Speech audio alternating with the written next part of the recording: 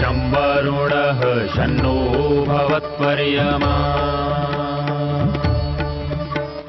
शन्न इन्द्रो बृहस्पतिः शन्नो विष्णुरुक्रमः ॐ शान्ति शान्ति शान्तिः।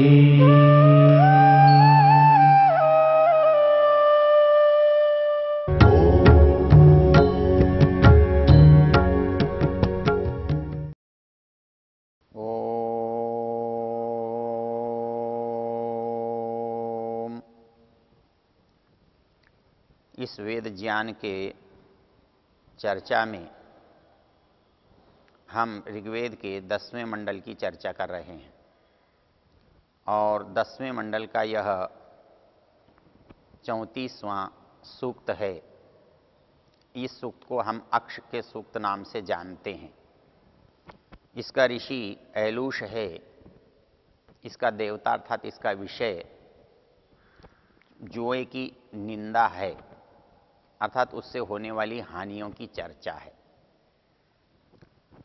आज तक जो हमने चर्चा की वो उसका पक्ष और विपक्ष था। पहले ये समझाया गया कि भाई जुआ खेलने से मनुष्य को क्या हानियां होती हैं, लेकिन जुआरी उसको लाभदायक कैसे समझता है, जुआरी के मन में जुआ खेलने की प्रवृत्ति क्यों होती है और वो जुआ खेलकर क्या पाना चाहता है। उसके बाद के मंत्रों में जो बात आई वो ये आई कि जुआ खेल चुका, पराजित हो गया, हानि उठा ली, उस समय उसकी मनोदशा क्या थी। जब व्यक्ति अपराध से ग्रस्त होकर के हानि को प्राप्त करके दुखी और व्यथित होता है तो उस समय उसका मन कैसा होता है, वो क्या करता है, उसको कैसी प्रार्थनाएं आती हैं, ये इसका वर्णन, इसकी चर्चा हमने पिछले मंत्रों में देखी।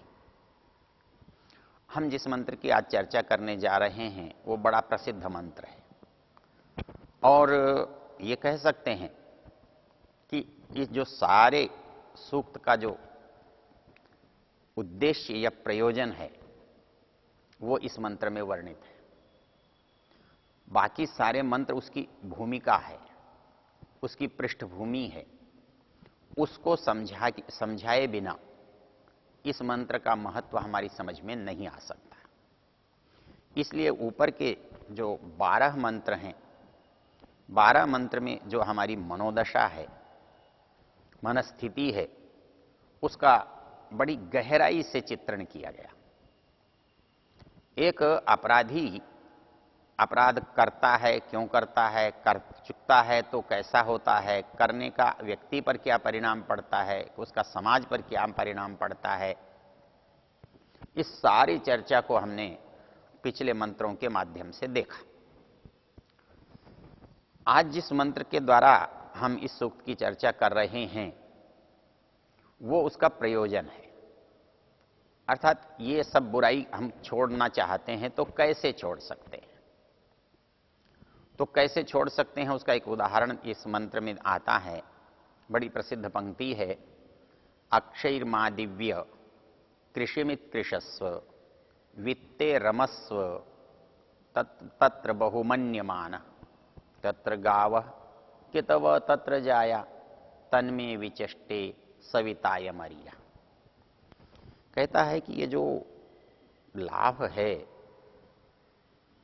उसको कैसे प्राप्त किया जाए, तो ये जुए से, बुराई से, दुष्प्रवृत्तियों से, किसी के पीड़न से, किसी के शोषण से, किसी के प्रति अन्याय करने से हम इसीलिए ये सब करते हैं। हमको लगता है ऐसा करने से हमें उपलब्धि होगी, हमें प्राप्ति होगी, हमें कुछ मिलेगा, हमें लाभ होगा। ये जो भाव है, ये भाव हमको ऐसा करने के लिए मजबूर करता है, उधर प्रेरित करता है। इस मंत्र में कहा गया कि उससे तुमको प्राप्ति नहीं होने वाली, उससे दुख की प्राप्ति होगी, असंतोष की प्राप्ति होगी। परेशानी होगी, व्यक्तिगत भी, सामाजिक भी, पारिवारिक भी, तो फिर क्या करना चाहिए? कहता है अक्षयिर्मा दिव्या। दिव्य शब्द जो है बहुत व्यापक है। जिस धातु से, जिस मूल शब्द से, जो जिस क्रिया से ये शब्द बनता है, उससे देवता भी बनता है और उस धातु के अर्थ भी बहुत हैं। अर्थात इस शब्द का अनेक अर्थों में प्रयोग होता है। दिवु, क्रीड़ा, विजिगिषा, द्युति, स्तुति, मोद, मद, स्वप्न, कांति, मतलब बहुत सारे अर्थ इस दिव्यता के होते हैं। मतलब एक बहुत व्यापक शब्द है। ये कहता है अक्षयिर्मा दिव्य। जो तुम्हें सामान्य अर्थ करेंगे तो अर्थ बनेगा जुआ मत खेलो, पासों से मत खेलो, लेकिन ये तो उसका स्थूल रूप है। हर वो वस्तु जो आप बिना परिश्रम के पाना चाहते हो, जिस वस्तु को आप बिना अधिकार के लेना चाहते हो, जिस वस्तु का आप मूल्य नहीं चुकाना चाहते हो, वो सब कुछ आपका अक्ष में है। वो सब जुए में है, जहां बिना श्रम के, बिना मूल्य के, बिना उचित अधिकार के जब हम उसकी प्राप्ति चाहते हैं और प्राप्ति के जो उपाय करते हैं, प्राप्ति का जो तरीका लेते हैं, वो सब का सब इसके अंतर्गत अंतर्भूत हो जाता है, इसके अंतर्गत आ जाता है। वेद कहता है ऐसा उपाय मत ढूंढो, ऐसा उपाय नहीं ढूंढना चाहिए जो बिना परिश्रम के कुछ देने की इच्छा करता। और जब हमारे मन में परिश्रम के बिना कुछ पाने की इच्छा होती है तो हम गलत रास्तों पर चले जाते हैं। हम दूसरों के साथ छल करना चाहते हैं, दूसरे का कुछ हड़प लेना चाहते हैं और उसकी बुराई का हमें पता भी नहीं चलता। जब हम लॉटरी का टिकट खरीदते हैं तो हमें ये थोड़ा ही लगता है कि हम किसी का शोषण कर रहे हैं, किसी के साथ अन्याय कर रहे हैं। तब तो हमें लगता है कि अच्छी बात है, 1 रुपया देते हैं, 1 लाख रुपए, 10 लाख रुपए मिलते हैं, तो इसमें तो कोई अपराध नहीं है। ऐसा हम सोचते हैं और ऐसा हम करते हैं। लेकिन ये अपराध इसलिए नहीं है कि हम 1 रुपया दे करके 1 लाख रुपए लेते हैं। व्यापार में भी हम थोड़े रुपए लगाते हैं, बहुत सारे रुपए कमाते हैं। खेती में हम बहुत थोड़ा धान्य है खेत में डालते हैं और बहुत सारा लेते हैं। तो ऐसे ही जुए में थोड़ा पैसा लगाकर यदि ज्यादा ले लें तो क्या आपत्ति होनी चाहिए? इसमें कोई आपत्ति तो नहीं होनी चाहिए। फिर इसे आपत्तिजनक क्यों बताया? आपत्तिजनक इसलिए बताया कि इसका जो उचित मूल्य है वो नहीं दिया गया, इसके लिए उचित जो श्रम है वो नहीं किया गया, इसके लिए जो अधिकार चाहिए उसको प्राप्त नहीं किया गया। बिना अधिकार के यदि कोई चीज हम प्राप्त करना चाहते हैं तो वो कम प्राप्त होती है या ज्यादा प्राप्त होती है, वहां मात्रा का प्रश्न नहीं है, वहां उसके लिए किए जाने वाले प्रयत्न का, उसके औचित्य का, उसकी मर्यादा का प्रश्न है। तो इसलिए वो अनुचित है, वो गलत है। तो इस बात को इस मंत्र में कहा कि अक्षयिर्मा दिव्य। तुम वो साधन, वो काम मत अपनाओ जो मुफ्त में, बिना मेहनत के, बिना दाम के, बिना अधिकार के मिलता हो। तो इसलिए कम पैसे देकर बड़ी लॉटरी खरीदने की इच्छा गलत है। एक विद्वान ने बहुत अच्छा लेख लिखा था, उनका नाम शायद धर्माधिकारी था, वो नागपुर के न्यायाधीश थे। उन्होंने लिखा था कि मैं जब बचपन में पढ़ता था तो किसी अंग्रेजी समाचार पत्र की जो वर्ग पहेली आती है उसको भरकर मैं अपने पिताजी के पास ले गया और उनसे मैंने कहा कि इसको आप जांच दो, इसको मैं भेजूंगा। उन्होंने पूछा इससे क्या होगा? कि अपने को 10,000 रुपये मिलेंगे और फिर उससे अपन गाड़ी खरीदेंगे। पिताजी ने फाड़ कर उसे फेंक दिया और बेटे से कहा, मुफ्तखोरी की आदत छोड़ दो। अर्थात बिना परिश्रम के यदि आप पाते हो तो आपकी मनोवृत्ति गलत हो जाती है। थोड़ी सी भी, जैसे नदी के प्रवाह को एक छोटा सा कंकर बदल सकता है, वैसे ही हमारा छोटा सा गलत संस्कार हमारे चित्त के प्रवाह को बदल सकता है। इसलिए ये झगड़ा नहीं है कि गलती थोड़ी सी करनी चाहिए कि बड़ी सी करनी चाहिए। वो थोड़ी सी छोटी सी गलती भी हमारे चित्त के प्रवाह को विपरीत दिशा में ले जा सकती है, इसलिए वो थोड़ी भी स्वीकार नहीं है। लोभ है, लालच है, मोह है, अकर्मण्यता है, ये सब इसलिए अस्वीकार हैं क्योंकि ये हमारी चित्त के प्रवाह को गलत दिशा देते हैं, अनुचित दिशा देते हैं। तो इसलिए पहली बात यहां है कि वो प्रयत्न हम नहीं करेंगे जो प्रयत्न बिना परिश्रम के, बिना कीमत के, बिना अधिकार के हमें कुछ देने की बात करते हैं। ये प्रतीक है उसका। और दूसरा जो यहां पर शब्द है कृषिमित कृशस्व, ये भी बड़ा अद्भुत शब्द है। वैसे सामान्य रूप से कृषि शब्द खेती के लिए आता है, कृषि कर्म। लेकिन यदि इसके मूल में आप जाएं ना, तो कृष्य जो धातु है या मूल शब्द है, मूल क्रिया है, वो इसका अर्थ विलेखने, लिखना होता है। अर्थात जब हम खेती करते हैं तो पृथ्वी पर, धरती पर लिखते हैं, रेखाएं खींचते हैं। इससे यह भी पता लगता है कि हमारे लिए लेखन कोई नई चीज नहीं है। यदि हमारे पास भाषण है तो भाषण है तो शब्द होंगे, शब्द हैं तो वर्ण होंगे, वर्ण हैं तो ध्वनि होगी। जब ये सब है तो कान है तो आंख भी हैं। तो कान से यदि हम उन चीजों को सुनते हैं तो हमने उनको आंखों से देखने का भी प्रयत्न किया होगा, और उस प्रयत्न को जब हमने मूर्त रूप दिया होगा तो उसका नाम लेखन है। इसलिए वो कृषि कर्म है, वो लिखना है, पृथ्वी पर लिखना है, धरती पर लिखना है। तो ये कहता है कि तुम उस काम को करो, अर्थात कृषि कर्म करो। कृषिमित कृशस्व, कहता है कि वो नहीं करना तो ये करना है। तो खेती ही करना क्यों? यहां ये क्यों नहीं कहा व्यापार करो, ये क्यों नहीं कहा कुछ और करो, पेड़ लगाओ, कुछ नहीं कहा। कृषि कर्म क्यों कहा? कृषि प्रतीक है परिश्रम का, कृषि प्रतीक है उत्पादकता का, कृषि जो प्रतीक है वो समृद्धि का, अर्थात उसमें सब कुछ आ जाता है। खेती उत्पादन का नाम है। आप उसे दुकान से उत्पन्न करते हैं, आप उसे व्यापार से घूमकर जा जाकर उत्पन्न करते हैं, आप यात्रा से उत्पन्न करते हैं, या आप बगीचे से उत्पन्न करते हैं, या आप जमीन में कुछ गाड़कर, बोकर, खरीदकर उत्पन्न करते हैं।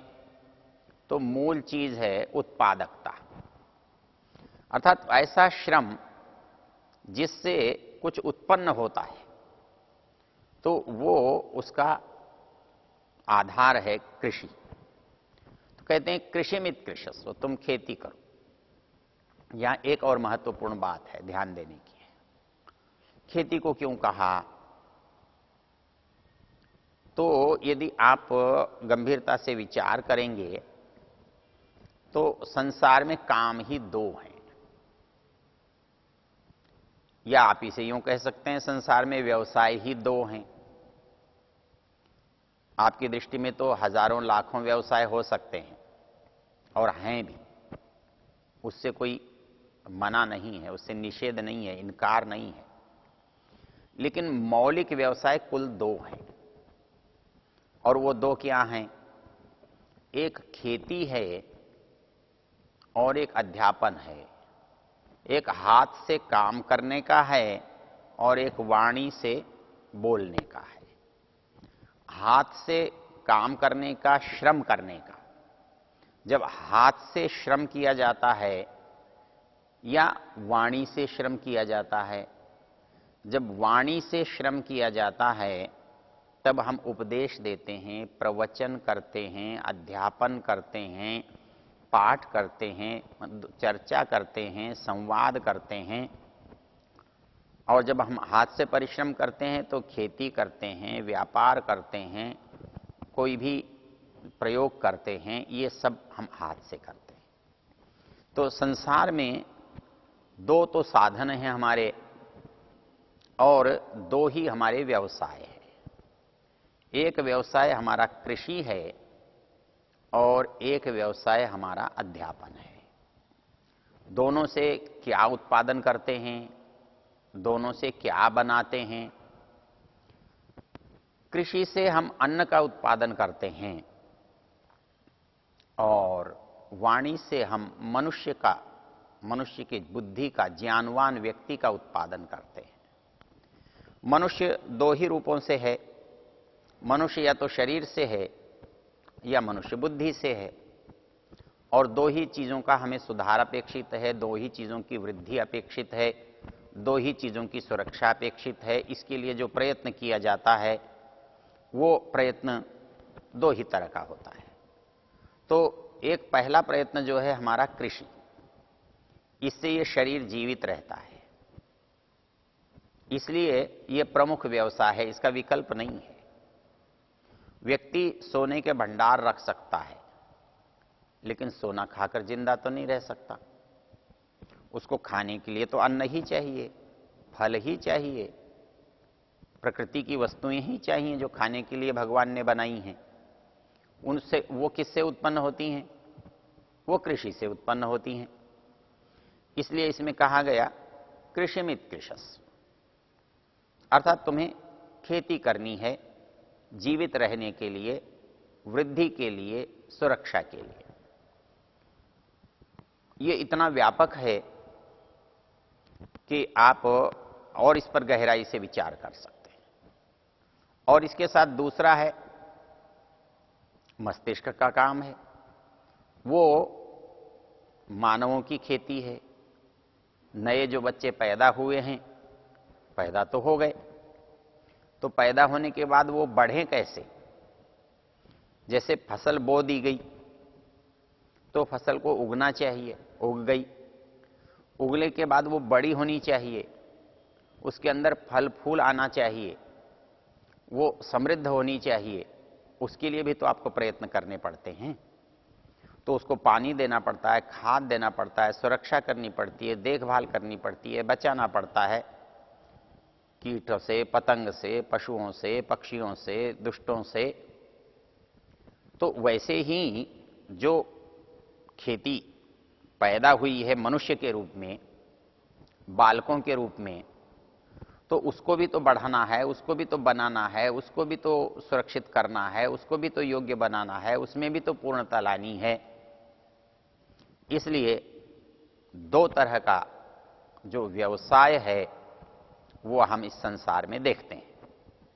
तो मंत्र में जो बात कही है वो ये कहता है कि अक्षर मां दिव्य कृषिमित कृषस्व वित्ते रमस्व बहुमन्यमाना। ये दोनों बातें बहुत महत्वपूर्ण हैं और यही इस सूक्त का, इस मंत्र के भाव का जो प्रयोजन है। ओ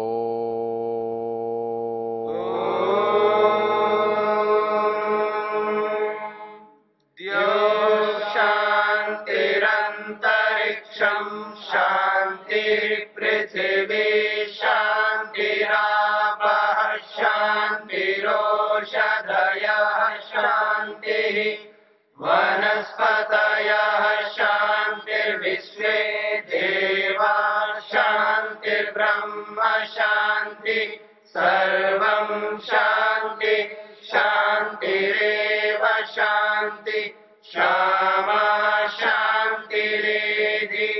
ओम शांति शांति शांति